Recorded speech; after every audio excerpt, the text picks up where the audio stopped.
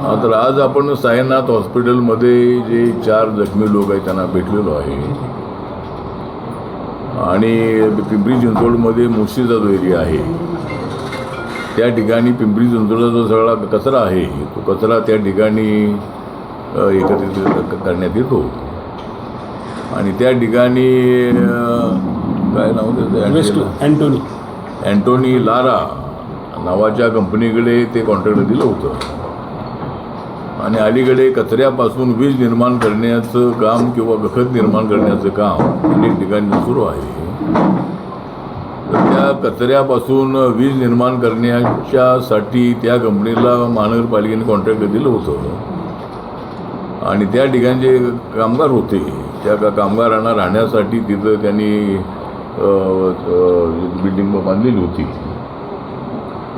तर मध्यंतरी मोठा पाऊस आल्यानंतर त्या पावसामध्ये इथलं जो मोठा जो कचऱ्याचा डोंगर होता तो एकदम त्या बिल्डिंगवर पडला आणि त्याच्यामध्ये जे 23 लोक होते त्या 23 लोकांपैकी 9 लोकांचा मृत्यू झालेला आहे आणि त्या मृत्यू झालेल्या लोकांना 40 लाखाची मदत देण्याचा निर्णय घेण्यात आलेला आहे. कॉन्ट्रॅक्टरच्या वतीनं ही काही रक्कम देण्यात आलेली आहे 25 लाखाची महानगरपालिकेने काय मदत दिलेली आहे, राज्य सरकारची काय मदत आहे, अशी 40 लाखाची मदत त्या कुटुंबांना मिळालेली आहे आणि जखमींना मात्र अद्याप काही देण्याचा निर्णय झालेला नाही आहे. आताच मी महानगरपालिकेच्या आयुक्तांशी बोललो आणि त्यांना सांगितलं की मी हॉस्पिटलमध्ये आलेलो आहे आणि जे जखमी लोक आहे त्या जखमींनाही काही मदत मिळणं अत्यंत आवश्यक आहे आणि आता जे पैसे तर काही प्रमाणामध्ये मृताच्या कुटुंबियांना मिळालेले आहे. त्या मृताच्या कुटुंबियांमधल्या एकाला तरी नोकरी देण्याच्या संबंधामध्ये महानगरपालिकेने विचार करणं अत्यंत आवश्यक आहे, राज्य सरकारने विचार करणं अत्यंत आवश्यक आहे आणि मला असं वाटतं की अशा पद्धतीचे हादसे होऊ नये यासाठी अनेक वेळेला प्रयत्न होतोही पण अचानक नॅचरल कॅलामिटी जी आहे यामध्ये अनेक वेळेला अनेक लोकांचं नुकसान होतं, अनेक लोकांचे जीव जातात. तर आता ती जी बिल्डिंग आहे ती बांधली होती तर ते मला वाटतं की त्या कॉन्ट्रॅक्टरनी थोडासा विचार करणं आवश्यक होतं की बाबा ते कधी अशा पद्धतीचा जो कचऱ्याचा ढीग आहे तो ढीग त्या राहणाऱ्या लोकांच्या त्या बिल्डिंगवर किंवा घरात पडू शकेल अशा पद्धतीचा विचार होणं आवश्यक होतं. पण कदाचित त्यांना वाटलं असेल असं होणार नाही आहे. तर मला असं वाटतं की लोकांच्या सुरक्षेचा जीवनाचा विचार करणं अत्यंत आवश्यक आहे आणि आता कॉन्ट्रॅक्टरनी आता नंतर अशा पद्धतीचा प्रकार होणार नाही या दृष्टिकोनातून आपलं काम सुरू करणं आवश्यक आहे आणि झालेली घटना अत्यंत दुर्दैवी आहे. 9 लोकांचे जीव यामध्ये गेलेले आहे. पण ज्या यंत्रणा होत्या आपल्या महानगरपालिकेची यंत्रणा NDRF असेल किंवा सगळ्या यंत्रणा ज्या होत्या यांनी मात्र अनेक लोकांना जीवदान दिलेलं आहे, अनेक लोकांना त्याच्यातून त्या गड्ड्यातून बाहेर काढलेलं आहे आणि त्याच्यामध्ये जवळजवळ 14 लोकांचे जे प्राण आहेत ते वाचवण्यात आलेले आहे. त्याच्यामधले काही लोक 8-9 लोक जखमी होते. झालेली घटना अत्यंत दुर्दैवी आहे. यावेळेला पाऊस हा मोठ्या प्रमाणामध्ये सुरुवातीला पाऊस आला नाही पण नंतर अचानक एवढा पाऊस आला त्या पावसामुळं पुणे असेल, मुंबई असेल किंवा अनेक शहरं जी आहेत ते जलमय झालेली होती. त्यामुळं हे ज्या ड्रेनेज सिस्टीम आहे सगळ्या महानगरपालिकांची ड्रेनेज सिस्टीम जी आहे त्याच्यामध्ये काहीतरी रिन्युएशन करणं अत्यंत आवश्यक आहे.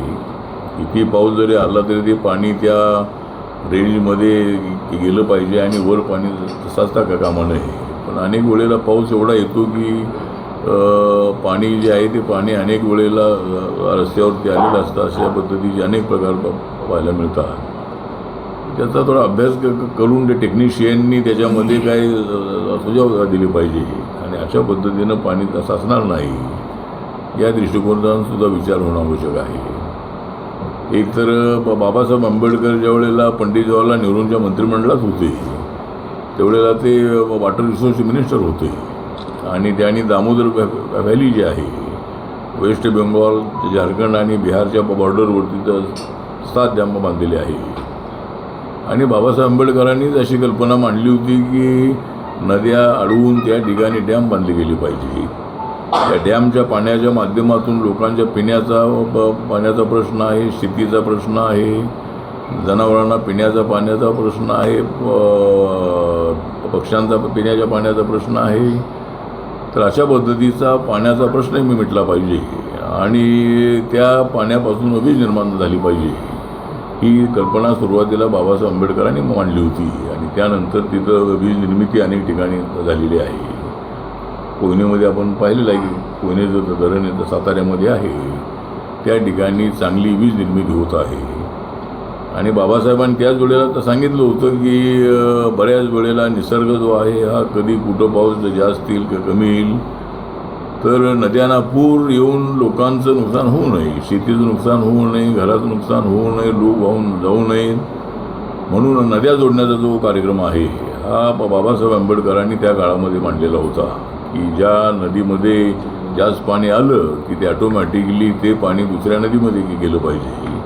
ज्या ठिकाणी कमी पाऊस पडलेला आहे त्या ठिकाणी ते गेलं पाहिजे, जेणेकरून कुणाचं नुकसान होणार नाही. तर ती बाबासाहेबांनी मांडलेली जी काही भूमिका होती त्याप्रमाणे काही नद्या जोडण्याचा कार्यक्रम हातात घेतला गेला नाही. पण अलीकडे आमच्या NDA सरकारने मात्र नद्या जोडण्याच्या कार्यक्रमाला प्राधान्य दिलेलं आहे आणि नद्या जोडण्याचा कार्यक्रम यशस्वी होणं अत्यंत आवश्यक आहे असं आपलं मत आहे. तर आज या साईनाथ हॉस्पिटलमध्ये मी आलेलो आहे आणि 4 जे जखमी लोक आहेत त्यांची भेटी घेतलेली आहे आणि त्याच्यामध्ये एक जण UPचा पेशंट आहे, एक दिल्लीचा पेशंट आहे, 2 आपले मराठी पेशंट आहेत. अशा पद्धतीनं मला वाटतं की झालेली घटना अत्यंत गंभीर आहे. अनेक लोकांचे प्राण गेलेले आहेत, आपण त्यांना वाचवू शकलो नाही, पण अनेक आपल्या यंत्रणांनी मात्र अनेक लोकांचे जीव वाचवलेले आहेत. त्यामध्ये 9 लोकांना वाचवू शकलो नाही, पण अनेक लोकांना वाचवण्यामध्ये यश आलेलं आहे. तर अशा घटना होऊ नयेत यासाठी प्रयत्न होणं अत्यंत आवश्यक आहे.